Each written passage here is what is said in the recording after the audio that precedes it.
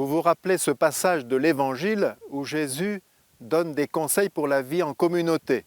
Il dit, si ton frère a quelque chose contre toi, premièrement, va le trouver seul à seul. Deuxièmement, s'il ne t'écoute pas, parle-en à un autre frère et allez lui parler tous les deux. Troisièmement, s'il n'écoute pas ce frère, parle-en à toute la communauté. Et si cela ne débloque pas la situation, considère-le comme un païen. Je ne sais pas si vous avez remarqué que souvent, beaucoup de nos difficultés viennent du fait que nous confondons deux petites prépositions. Nous privilégions la préposition de alors qu'il faudrait privilégier la préposition à. J'ai un ami gendarme qui voit arriver chaque jour des personnes qui viennent déposer plainte. Il les écoute et puis il leur dit toujours « Vous me parlez de votre voisin qui vous crée des nuisances, est-ce que vous avez pris le temps d'aller parler à votre voisin ?» Et la plupart du temps, non, on est venu directement à la gendarmerie dire sa colère, dire son agacement, alors que parler à son voisin aurait permis de lever des malentendus. Souvent d'ailleurs, nous faisons le contraire de ce que dit Jésus. Au lieu d'aller parler à notre frère qui nous a causé une blessure, nous le disons au maximum de personnes. Alors que de lui parler, cela éviterait des mauvaises interprétations. Petite anecdote souriante. Ce matin-là, en ouvrant l'église, monsieur le curé a la désagréable surprise de constater que le tronc des cierges a été fracturé. Ça m'est arrivé plusieurs fois, ça vous met dans un état intérieur un peu difficile. Non seulement il y a le préjudice financier dû au vol, puis aux factures pour la réparation, mais il y a aussi tout le temps que vous allez perdre, peut-être à déposer plainte et à trouver qui peut vous réparer si vous ne pouvez pas le faire vous-même.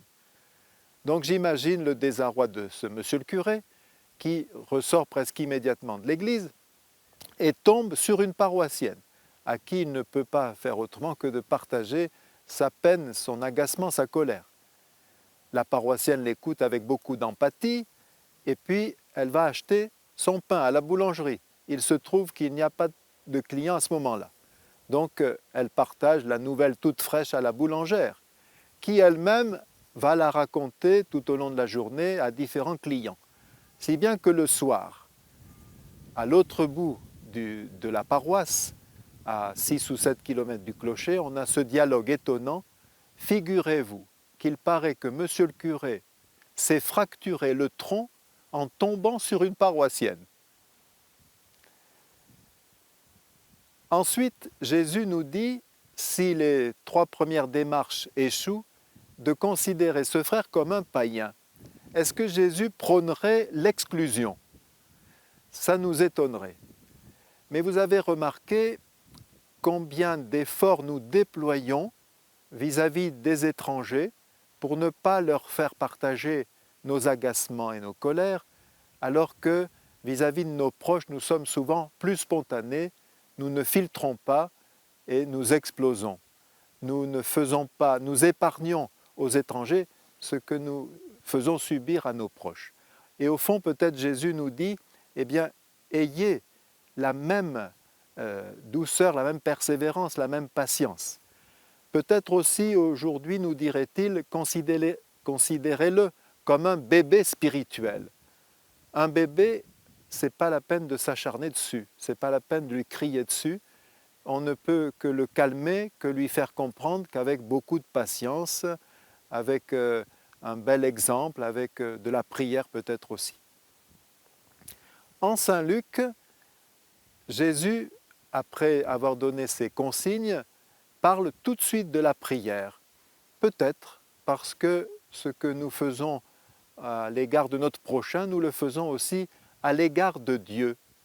Nous parlons peut-être plus facilement de Dieu au lieu de lui parler directement.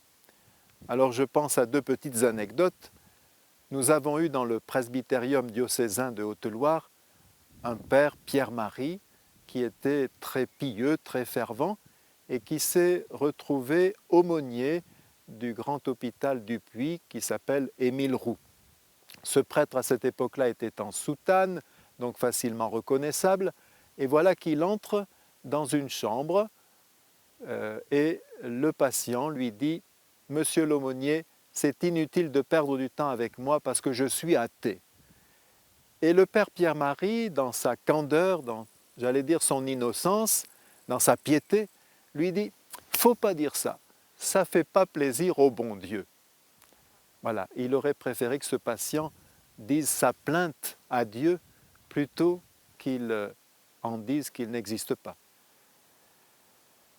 Je pense aussi à Sainte Thérèse d'Avila, cette anecdote célèbre. Alors là, c'est l'exemple contraire. Elle a beaucoup de travail puisqu'elle fonde des monastères, elle visite ceux qu'elle a déjà fondés. Et un jour, elle trébuche sur le marchepied de la calèche et s'étale sur la boue. Et alors elle s'écrie « Seigneur, si vous traitez ainsi vos amis, je comprends que vous en ayez si peu. » Voilà, c'est important de parler à Dieu, d'avoir ce cœur à cœur avec lui. Il y a quelque temps, je me suis retrouvé seul prêtre pour 3 clochers, alors que jusqu'alors nous étions 2, dont un vicaire jeune et dynamique. Et alors quand je me suis retrouvé tout seul début septembre, j'ai pensé au fameux mot de Saint Vincent de Paul. Un jour, quelqu'un lui dit « Monsieur Vincent, combien de temps faut-il passer en prière chaque jour ?» Alors il a répondu « Eh bien, il faut viser à peu près 1 heure dans la journée. Sauf, évidemment, si on est très pressé, si on a beaucoup de choses à faire, si la journée est très remplie, dans ce cas-là, il faut passer 2 heures. » Et c'est vrai que quand on a un temps de prière conséquent, on s'aperçoit que dans la journée, eh bien, il se passe des choses providentielles, des rencontres qui vous font gagner du temps, des idées qui vous font prendre des raccourcis. Quel est le plus beau cadeau que l'on fasse à un enfant que l'on baptise? Eh bien, je fais la comparaison avec ces jeunes qui ont été conçus dans des éprouvettes d'un donneur de gamètes autre que le papa qui les élève. Ils ont bien un papa et une maman, mais ils ne connaissent pas leur géniteur. Et ils écrivent des livres pour dire dans quelle angoisse ils vivent, croyant régulièrement croiser peut-être celui qui est à leur origine. Eh bien, au contraire, un enfant baptisé sait qu'il vient de Dieu. Il n'est pas issu d'un Big Bang aveugle, mais il est né de la tendresse du Père et il peut le lui dire. Il peut l'appeler Père, il peut l'interpeller. Oui, mieux vaut parler à nos proches que de nos proches, mieux vaut parler à Dieu que de parler de Dieu.